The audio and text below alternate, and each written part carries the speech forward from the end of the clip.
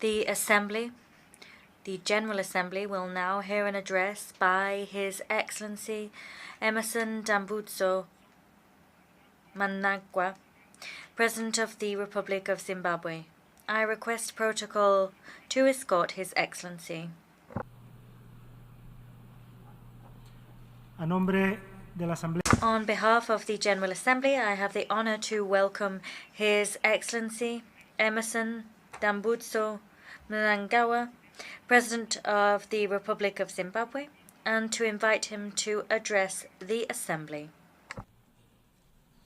Your Excellency, Mr. Dennis Francis, President of the 78th Session of the United Nations General Assembly, Your Excellency, Mr. Antonio Guterres, Secretary General of the United Nations, Your Majesties, Excellencies, Heads of State and Government, distinguished delegates, I wish to congratulate you, Mr. President, on your election as the President of the 78th Session of the United Nations General Assembly. We are confident that under your stewardship, we will make progress on the important global agenda before us. Please be assured of Zimbabwe's support throughout your tenure. I also pay special tribute to your predecessor, Mr. Korosi, for leading the 77th session of the General Assembly. We value the role he played to promote science in our overarching goal to improve the lives and livelihoods of all.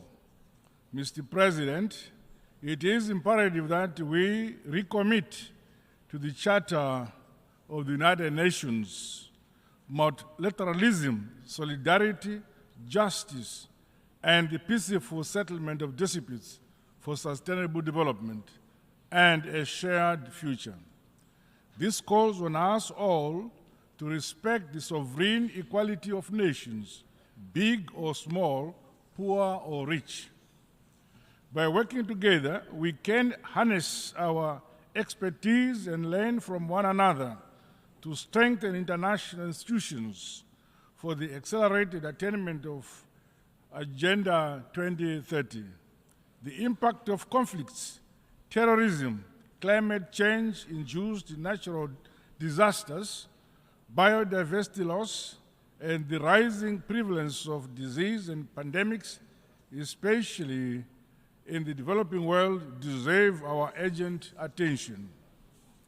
Regrettably, progress towards the achievement of the Sustainable Development Goals has been uneven, while global solidarity has been tasted and a self-interest superseding cooperation. We have a duty to reignite our commitment to the principles of the 2030 Agenda and rekindle the spirit of multilateralism. To accelerate our action on the SDGs, we must scale up investments in people and communities by ensuring access to quality education, health care, clean water, and sanitation for all. The creation of economic opportunities, decent jobs, and entrepreneurship, especially among women and youth, must remain a priority. Excellencies, Zimbabwe continues to entrench democracy, constitutionalism, good governance, and the rule of law following the recently held 2023 harmonized general elections. I am pleased to highlight that our country enjoyed peace before, during, and after our free, fair, transparent, and credible elections. Zimbabwe has been under the illegal unilateral economic sanctions for 23 years, imposed by some Western countries. These sanctions were designed to subjugate the sovereign will of the Zimbabwean people. We therefore demand that the unjustified unilateral sanctions be unconditionally lifted, including those imposed on countries like Cuba. We remain grateful for the support and solidarity of progressive countries in the Committee of Nations. In spite of these debilitating sanctions, the people of Zimbabwe have become masters of their destiny. This is anchored on a philosophy that, as a people, we have the duty and responsibility of developing our country using our own domestic resources. Partners and investors are welcome, but guided by our own vision and national priority areas.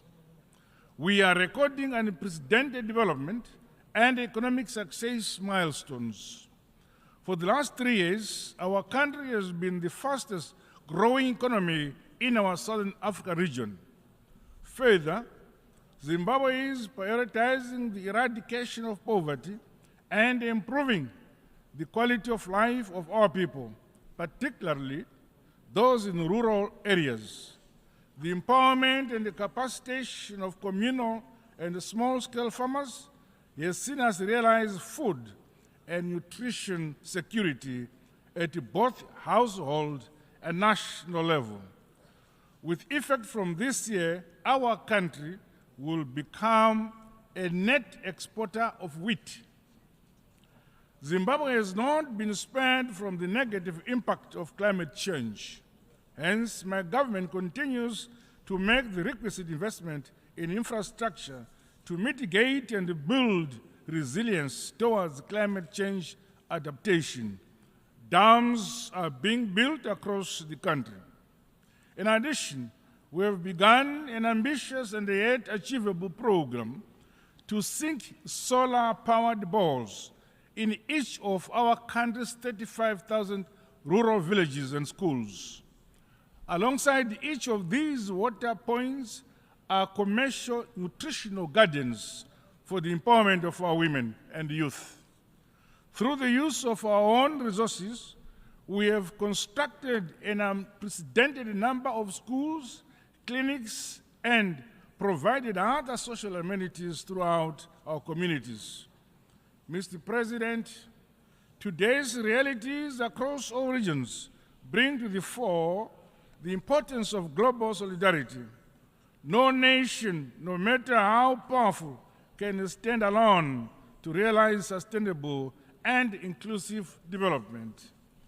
The high-level meetings on universal health coverage, tuberculosis and pandemic prevention, preparedness and response are welcome opportunities to reflect on the importance of maintaining essential services during pandemics and health emergencies. The realization of affordable and quality health delivery, as outlined under SDG 3, is a key deliverable for my administration. Science, technology, and innovation are essential ingredients to leapfrog the modernization and industrialization of developing countries.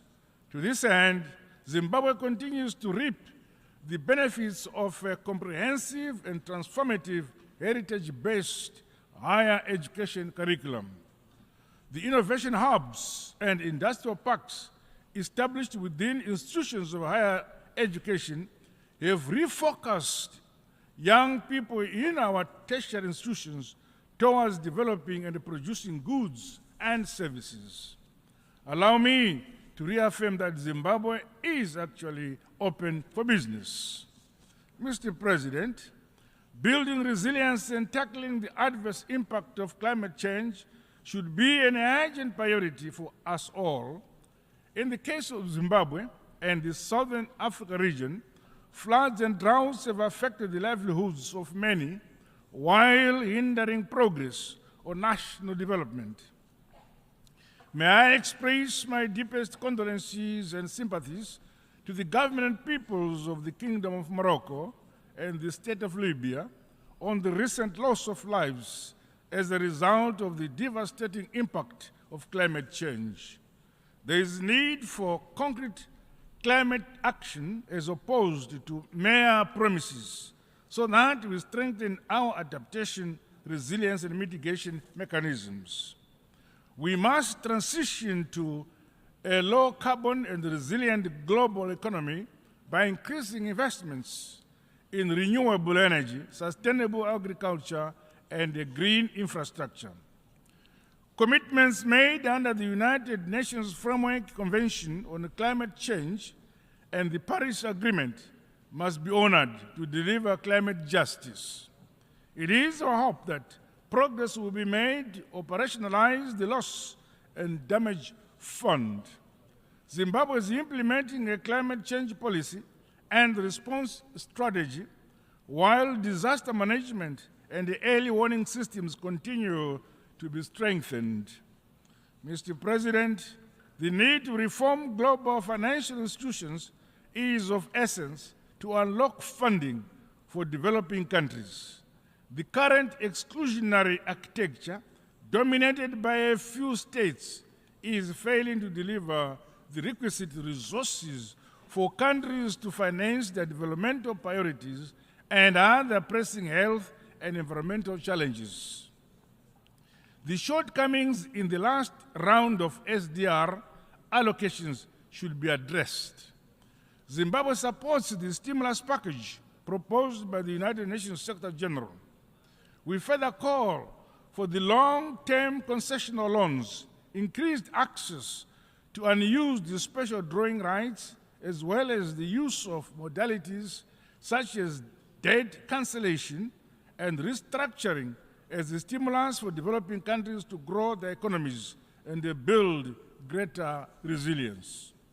We strongly condemn tendencies by some powerful countries who preach peace, human rights, and democracy, and yet clandestinely fund conflicts and the unconstitutional change of governments for their own narrow interests. We further condemn the use of unilateral and illegal sanctions as a foreign policy tool at the disposal of some powerful nations, such as those sanctions imposed on Zimbabwe and the countries like Cuba. Such actions hamper the trust, global solidarity, and the multilateralism we desire. It is important that we channel our collective efforts towards building peace and driving forward our development agenda for shared prosperity. There is much more that unites us than that which divides us. Similarly, the establishment of a fair and inclusive global security architecture has become urgent. The maintenance of peace and security should never be the preserve of a privileged few. Zimbabwe reaffirms calls by Africa for the reform of the United Nations Security Council in line with Ezulwini Consensus and the CITE Declaration. Mr. President, allow me to conclude by reaffirming Zimbabwe's commitment to the purposes and principles of the United Nations Charter as we implement our Global Agenda 2030. Collectively, let us restore human dignity, peace, security, and stability, while safeguarding our planet for the shared prosperity of present and future generations. Together, in unity and harmony, we are stronger. I thank you for listening.